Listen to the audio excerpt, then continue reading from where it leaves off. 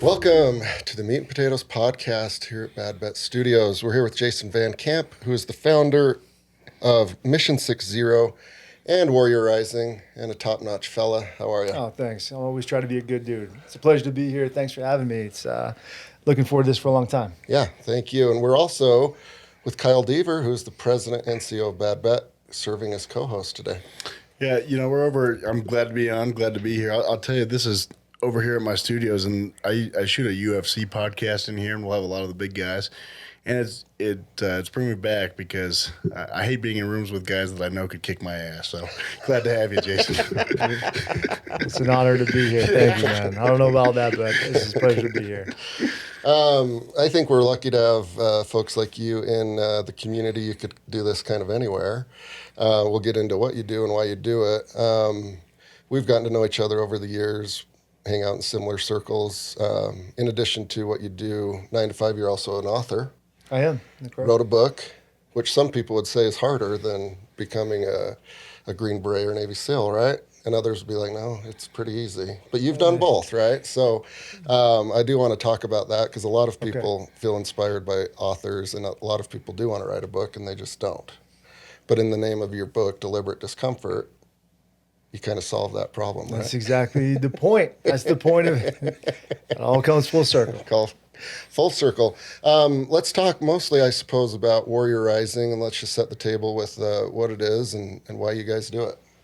Yeah, so I retired from the military in 2015, and I said to myself, now what? What am I going to do? And all military veterans face that same question at some point. And when I was younger, my mother used to tell me, show me your friends and I'll show you your future, And so if you want to be a starter on the team, whatever it might be, go hang out with the starters. If you find yourself hanging out with the guys that are just slinging dope at the gas station, then chances are you're probably going to be that guy. And so I looked around at my friends and I said, what are they doing? And they're all starting businesses. And so I said, I'll start a business too. And so I started Mission 60, and it was sort of while I was getting my MBA at BYU. And it was an opportunity for me to compete in this project, this program. And I focused on starting this business, what I'm good at, what I'm passionate about. And so I said, you know what, I'm a West Point guy. I've been in the military for a long time. I'm a Ranger, I'm a Green Beret. I know a lot about leadership. Why don't I focus on that? And I was passionate about sports. I played college football, and I loved the NFL and Major League Baseball, and to some extent NBA and NHL stuff and other sports. And I said, I wonder if we can combine those things together. And so I was lucky enough to get an opportunity to pitch this business idea to the New York Jets. And after the presentation was over, which was interesting, by the way, because we threw a flashbang in the room with the coaches and zip tied them, put bags over their heads, and they gave us a contract. And so that's how I started Mission 60. And then to your question, as a result of that success, I started a nonprofit because a lot of veterans would come up to me and say, hey, Jason, we want to find our purpose again. When we left the military, it was very clear who we are and what we were doing.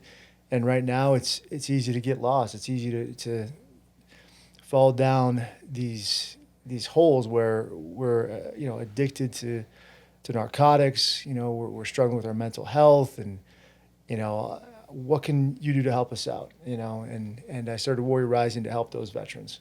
Yeah, which is a great order to go in, right? Like you validate through good old-fashioned capitalism a business model, and through that you learn that there's still a need, and you supplement that with the nonprofit.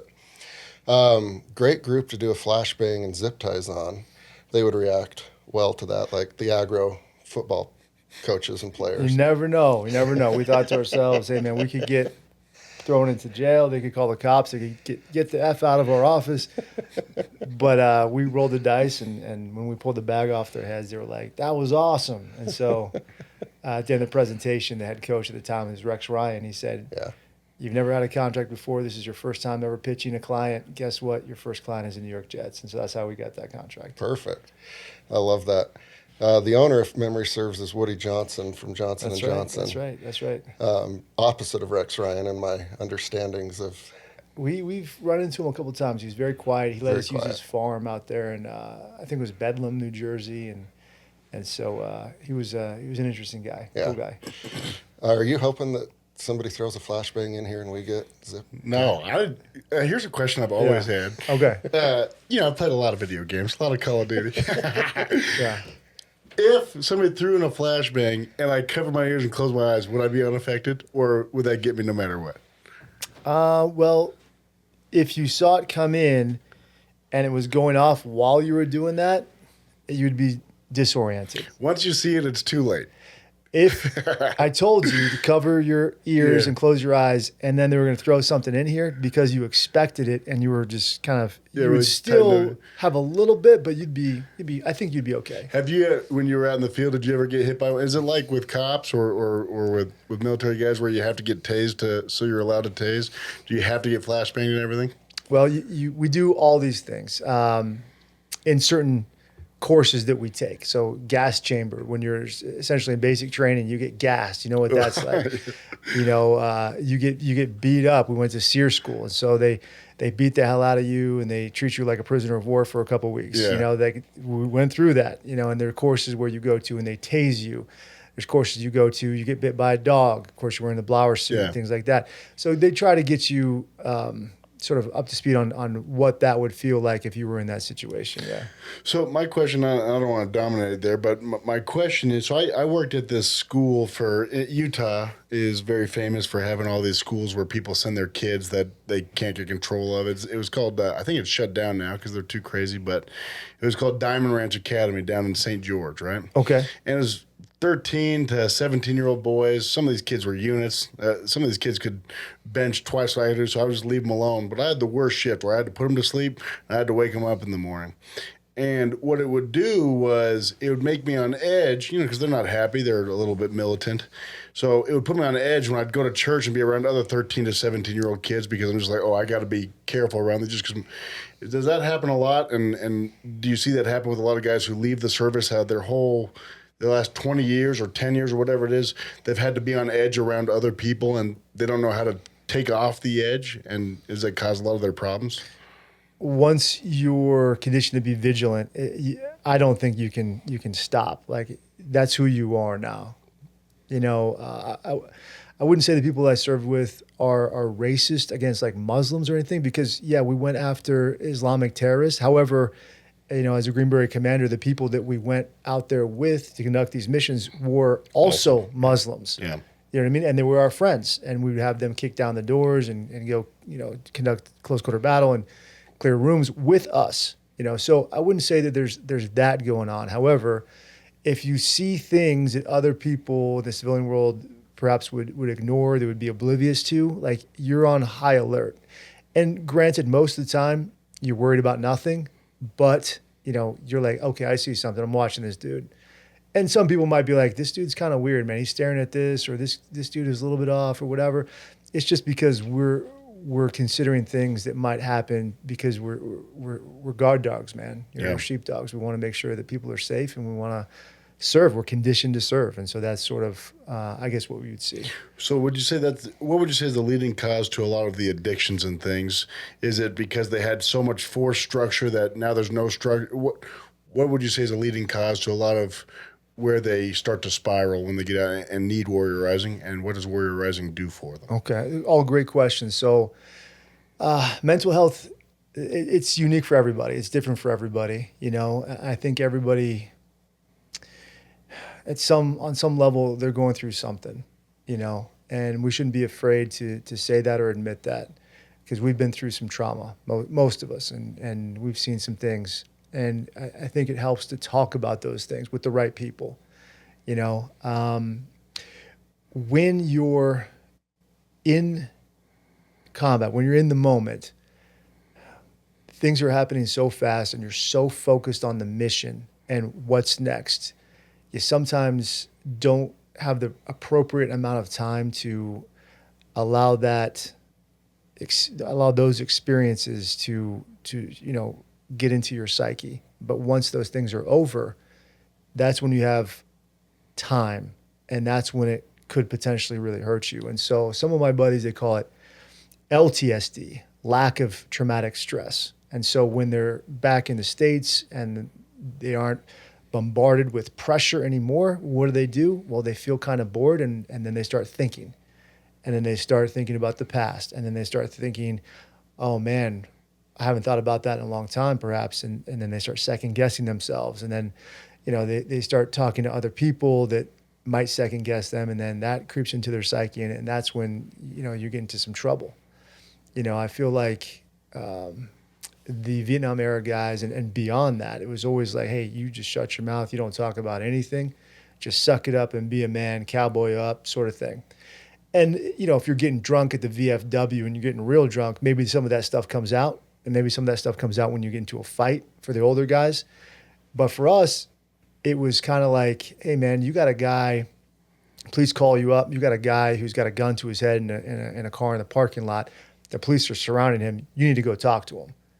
And as you're going up there, your buddy shoots himself in the head and kills himself. And it's kind of like, we got to talk about this, guys. He never displayed to us. He never displayed any problems. But of course, he had problems. Who else here is thinking about this? Who else here is? Everybody raised their hand. Like, okay, we're all dealing with something. Okay, let's talk about it, because that's the only way we can get out of this. And so Warrior Rising was started as a result of sort of an experience we had with Mission 6-0. So like you guys know, I work with NFL teams, and we're working with the Raiders. And after this event was over, we were talking, and guys were like, Jason, how do you find your purpose again? And I said, well, guys, I created this business. It gives me a chance to do something special. It's on my shoulders, whether or not it succeeds or fails. I get to add value to the clients. I get to work with these amazing groups, get to bring you guys back out. We can be on a team together. We can have fun again. We can make money for the company, for you guys. And this is my purpose, And guys were like, we want to have that same feeling too, that same experience. I said, what are you talking about? Like, we want to start businesses. I was like, you do? Okay, well, who wants to start a business? And all the guys were like, everybody, I want to start a business. All right, first step is you got to have an idea. Who has an idea? Everybody. I got an idea. All right, what you got? And we started going around talking about these ideas, and most of the ideas were terrible, like the worst ideas ever. You know what I mean? And the guys thought they were great. I'm like, well, listen, don't try this because, X, Y, and Z. And they're like, oh, thanks, Jason. I appreciate that. And I'm thinking I'm saving this guy's life savings, and I'm saving years of his life, because he's a Navy SEAL. He's a Green Beret. He doesn't know the meaning of the word quit. He's going to run this business into the ground. It never would have succeeded in the first place. And his life savings is only $100,000. I mean, we were military guys. We don't have a whole lot of money, saved up. Some of the ideas were good. And I was like, you should do that. And the guys were like, okay, great, Jason. Some of them were like, what do I do? And, join me and this and that. And one guy in particular was like, man, I'm really glad you like my idea. I want you to be my COO. You're going to give me $50,000 for equity buy-in. We're going to move to Tampa together. And I was like, let's pump the brakes, man. Like, I'm not doing any of that. Yeah. Like, well, why not? He said it was good. I'm like, yeah, man. Well, you got to show me your business plan and your pro forma, your SWOT analysis, your operating agreement. I started going through all this stuff. And he was like, well, what are you talking about? I don't know what that is. And I was like, if you don't know what that stuff is, man, you figure it out. He's like, well, how do I? I'm like, listen, just Google some stuff. You're a smart guy. Figure it out. And I was kind of harsh with him, because I like to have, give the guys, the military guys, like tough love, because I feel like they respond to that, especially from somebody who's also a military guy. And we ended the conversation there, and we celebrated the rest of the night. It was at the end of this contract. And it was a good time. And I went home and I started thinking about this conversation and all these conversations. And I was like, man, these guys were really reaching out to me for help. They weren't just asking me for money. They weren't saying, hey, give me a check, man. And I started thinking about all these charities that are out there. They're like, here's a house, homeless person. And it's like, well, the problem isn't that he doesn't have a house. The problem is that this guy has mental health issues. Yeah. So the worst thing you could do is give this guy a house. Or some of the veteran charities that are like, let's take this vet hunting or fishing. It's like, okay, you're giving this guy one good day. What happens when he goes back home? He's going to say to himself, like, I wish nothing. Like, nothing's changed for him. Mm-hmm. And then also he's going to say, I wish I was hunting and fishing every single day. Why aren't more charities taking me hunting and fishing? Then they have that feeling of entitlement. Like, people should be doing this for me. And it's like, that's the opposite of what we want to do for these vets. Yeah. And so what I said is, I'm in a position to help these vets, and I'm going to create Warrior Rising to help veterans and their immediate family members start or accelerate their own businesses. And we started in 2015. We helped 6 veterans. Last year, in 2023 alone, we helped 9,405 veterans start businesses. Wow. This year will be over 10,000 this year alone. And we're really proud about that. And so we're helping them in the most altruistic way we know how. We help them help themselves. Yeah. And we give them the tough love. Yeah. Because when the idea was born, you quickly surmised that it doesn't scale for you to be the COO of 18 different companies and 18 different zip codes. And the tough love is great, but they also come from a very structured and organized setting, all the way from like they get off the bus at basic to when they That's right. finish their highest quality, training schools to become Green Berets. And there are some militaries and some groups that do have that autonomy and they think outside the box, but they are really, here's what you do, here's how you do it, here's the SOP, here's all of this. And so they do respond well to that, right? And I think with what you guys have structured it, infinitely better than just Google it, because I think that's how they respond. A lot of vets do really well with franchises. Hey, here's the checklist, here's the Yep. SOP, make it happen. This is the standard, the conditions, and the time, the suspense when I need it done. All right, on it. Roger, sir. Yeah. Got it. And that's really exciting. Also, in the military, you kind of have a relationship between your officers and your non-commissioned officers. So your officers, I was an officer. I went to West Point. If you go to ROTC program or something, or you go green to gold, you're an officer. You're, lieutenant, captain, major, colonel. That's kind of where you're at. The NCOs are the guys that some of them joined from high school, were privates. Private first class specialists, corporals, sergeants, and then they're in the NCO realm, right? And how it works is usually the officers are the strategic-minded guys. They know the big picture, right? They can brief operations orders. They can do that.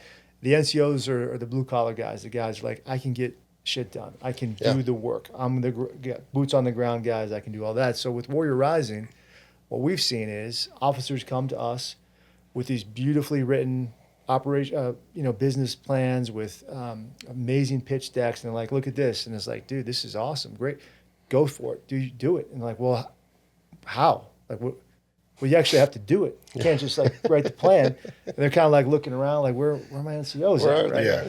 And the NCO is kind of the opposite. They're like, hey, I built this, this UFO in my garage, and it can float on magnets, and I've created this coil in here.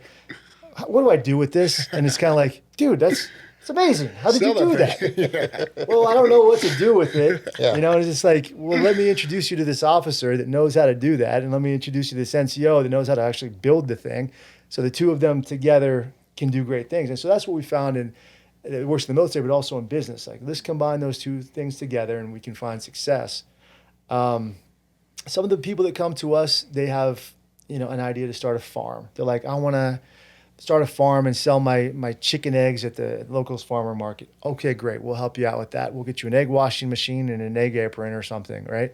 And some guys are like, hey, Jason, I have this platform that I just pitched to the Department of Defense, and I just got a $2 billion letter of intent to create it. It's like, heck yeah. So we were all over the spectrum with the people that we help. Some guys have gone to Harvard and got their MBAs, and some guys have, just got their GED from high school, a high school GED. That's it, and so we're all over. I love that, because at the end, it's like, are you going to be happy as an entrepreneur, right?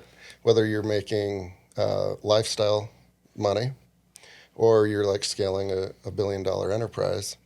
And usually the latter is the one that gets all of the attention. And oftentimes we know, right? Like, still pretty miserable, right? Yeah. As you're growing and scaling. And then you see that guy that is bringing home 200,000 clean and clear selling eggs. And they're just like, I'm fishing. Yeah. How are those stock options working for you, But you have the ability to do both through Warrior Rising. That's correct. Yeah. And not just you as a veteran, but also your immediate family members. So if you've got a brother or sister or spouse, somebody who's sort of been there with you, supported you, then we welcome them also. Very cool. Like USAA.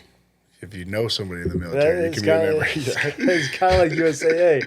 Although USAA has never given us a dime. Yeah, those bastards. Just kidding. We'll promote them. USAA. I like what you said about the whole purpose here. Is like, I think a lot of times with welfare systems or charities, you said the guy becomes entitled and says, well, who else is going to take me fishing, kind of thing. Yeah. There was this thing back in England, 100 years ago where they all went on strike, all the guys on welfare, because they were mad because the mailman kept coming at 8:30 and waking them up as he was dropping off the welfare check. I haven't heard that story. Yeah, That's a good one. and they struck against it, right? Make the mailman come later so we can sleep in. Oh, geez. You know, it's a beautiful thing what you're doing. What would you say are some of the, on a 30,000 foot view, what are some of the resources how do they enter the program and what are the things as they tick through?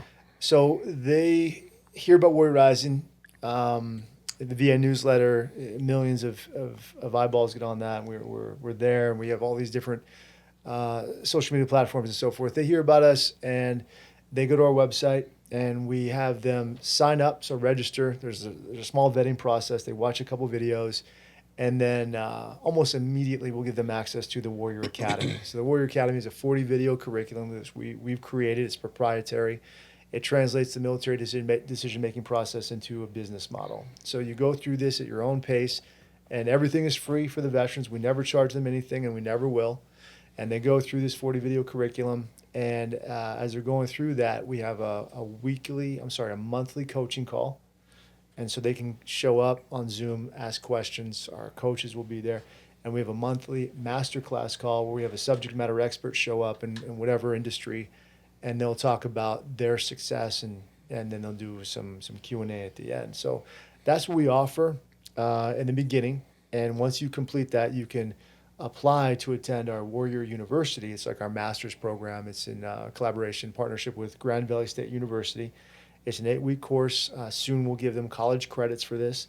And they go through that virtually. And once they complete that, we'll ask them to apply to attend an in-person event. And we'll select between 6 and 20 veterans that have earned the right to attend an in-person event. And we call these events business showers. And so it's sort of like a bridal shower or a baby shower. We shower these vets with everything they could possibly need to succeed in business. And that means sort of a custom deal. We could give them a custom business suit, a laptop, a website, professionally done marketing videos. Everybody gets a grant, and introductions to potential clients or investors or things like that. So we do all that for the veterans at no charge. And then they do a pitch competition similar to Shark Tank. And the judges will select the champion of Salt Lake City. And that person will get a bigger grant check. Very cool. When's that going to be? So we have 4 or 5 of them every year, and our biggest one is in Utah every year. And so this year, we always try to do it around Veterans Day, November 11th. This year, we're going to do the event on Thursday, November 21st. We're going to be at the Eccles Theater downtown, so 2,500 seats there. We're going to have it completely sold out, completely packed. Love for you guys to be there. Doors open at 5:30. We'll have the lobby set up with appetizers and drinks, and the vets will be selling products. We'll let everybody in about 6:30 or 7, and I'll say a few words. I'll introduce the veterans that have competed, and then I will, to their surprise, announce the 3 finalists on stage. And then the 3 finalists will have a certain amount of time to pitch the audience. So they're pitching to 2,500 people. The audience will have an app on their phone which will allow them to vote, and they'll vote on who of the 3 they believe is the champion. And then we will bring our headliner, comedian Nate Bargatze, out, and he'll do comedy for about an hour. I'll bring the vets back on stage. We'll do one final paddle raise for the audience. It's the only time we'll ask for any money. And then we'll write the number that we raise on a check, and we hand that to the veterans, and then we'll announce the winner. And that's Thursday, November 21st at the Eccles. And if you want to learn more, go to warriorrising.org to learn more about that event. Perfect. People who aren't veterans trying to have a business but want to be involved or support, how do they go about doing that? And in what ways is it needed? Well, heck yeah. So I asked them for their time, their talent, or their treasure, right? So for their time, if you want to come and be a volunteer, if you want to help us register people, if you want to help clean up, set up, whatever, things like that, absolutely, please do. Their talent, if you want to be a coach or a mentor, we welcome that. If you want to provide us your talent in the form of your network or investment opportunities or things like that, we welcome that. If you've got some space, that you have that you can give to us to use in some capacity, absolutely. If you've got something that you want to donate to our raffle or our auction that you can write off on your taxes, heck yeah, we'll take that too. And then the treasure is that we can't, operate, we can't exist without donations. And so if you want to write a check, give us $1, $100, whatever it might be, we welcome that. We thank you for it. You can write that off on your taxes as well. And that's how you can help us out. Well thought out. That's how you summarize a big event, by the way. Thank you. I think vetrepreneurs are a little bit unique, right? Like they're unique in that they signed up for whatever respective service, whatever respective job. There are some unpleasantries with all of it. You got to go through a little bit of hardship and privation. I was recently at the air show up at Hill Air Force Base. Yeah, it's a great show. Oh, it was fantastic. And it was like 250,000 people plus. And my wife's like, it's going to be a madhouse. I'm like, no, you're going to watch how efficient this actually is. She'd never been on a military base. And sure enough, it was like poop through a goose. 250,000. You have a 10,000 person event or a jazz game downtown, and it's like snarled, right? Yeah. Because of the standard operating procedures and the officer NCO relationship. It's like that guy's in charge of like these 38 guys and watch them go. Easy peasy. The other observation I'd like your opinion on is it was a 16, 17, 18-year slog with like a lot of deployments, right, for a lot of folks. Some were short, some were long, but everyone got their taste if they wanted. You can see through pictures of, 2003 to, when they were leaving Afghanistan, the gear and equipment. And a lot of those were veterans that had returned and were making things work better and more efficient. And that's with like bureaucratic red tape, right? But in that span, you can see the change of entrepreneurship as it relates to veterans, which I think is cool, right? So it's not that daunting. It can be done. And with groups and programs like y'all's, you do have the framework and the platform there. It's even a little bit more robust than I thought. So kudos to you and your team. Oh, I appreciate that. Yeah. Very, very cool. As you guys like build and scale this, you mentioned 6 and now it's like 9,000 if memory serves. What do you need to scale it, right? Because now you've got to kind of eat your own dog food of like, oh, yeah, we're running a pretty big operation here. We better mind our P's and Q's. Now, well said. So first is you have to be authentic. You have to be real and you have to be transparent. And for us, you can look on our website for our 990s. It shows all of our taxes, what we do with the money. 82.5% of every dollar raised goes back to the veteran. When I first started the organization, I had a lot of volunteers, and it was like 100% goes back. And I realized that was way too difficult. It was sort of a disaster because, the volunteers are there to help. They're giving their time when they can. And as a leader, I needed them to do things, but I couldn't hold them accountable for anything. It's like, I need you to do this. Oh, I just didn't get it done. Yeah.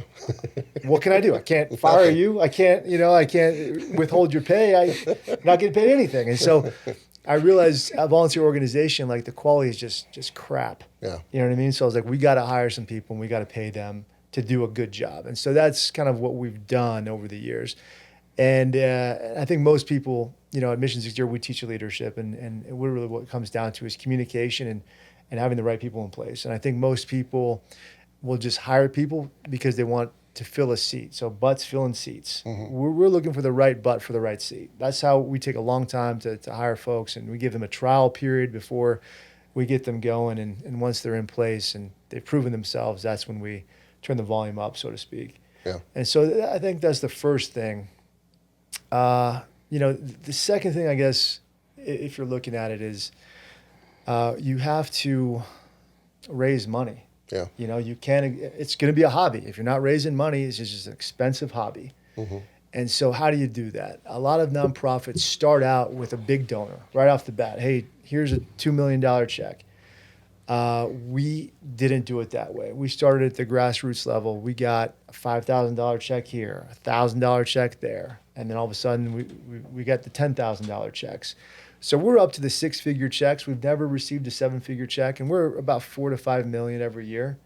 And that's just through hard work, determination, relentless pursuit, resolve, that sort of thing. And so for us, it's hard to fundraise year after year after year. Because people always tell you the same thing. Oh, it's been a hard year for sales. Oh, we've had 70% cuts. Like, how do you have 70% cuts every year after year after year? Like, this is not true. You know what I mean? Like, you're just lying to me.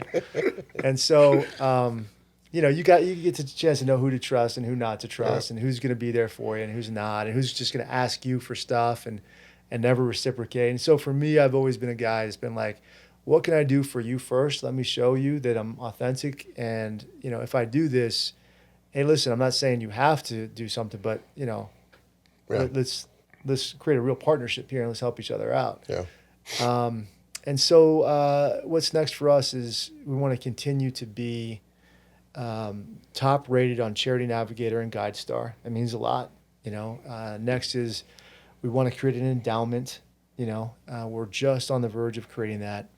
And we had chapters, we call them platoons, all over the country. We had 18 of them before COVID. COVID shut them all down. And then we tried to do like a virtual Zoom platoon. Nobody cared. And there's too many Zoom calls, and so nobody showed up. And so we just sort of shut that down. And so in 2025, we're going to work really hard on creating that endowment. We're hoping to get $10 to $20 million endowment to start off. And then we're also looking at building these platoons all over the country. And we're going to start in Detroit, Michigan, Las Vegas, Phoenix, and Salt Lake City. So that's kind of where we're looking at. Very cool. This is kind of my final question, and this stuff is all fascinating to me. I'm a civilian. I know Garrett's a vet, and so you're kind of getting two different sides of the understanding here. But I think a lot of people, it almost becomes cliche in this country to say we're grateful for your service. And this is people's ability to show some gratitude. I think being part of these things. My last question, just on your psyche and mindset of things, is there's a guy named Tim Grover. He was the personal trainer for Kobe and Jordan. He's written a couple books, and one of them is his book called Winning. He talks about in business, you don't have to be heartless, but you have to use your heart less. Right? As you're coming here and having, I'm sure, some very sad stories come to you, how do you personally avoid the Schindler's List syndrome where he's like, oh, I got to save one more. I could have sold this car and done one more. How do you keep yourself, because you'll save more people by being business-minded instead of giving into every sob story. How do you avoid it? That's a great question, because that's an everyday dilemma. I say it. It's my business mindset versus my emotional mindset. And there are guys that we've hired that are still with us solely because they are emotional hires. Like, from a business standpoint, is this guy worth what we're paying him? Absolutely not. He needs to go.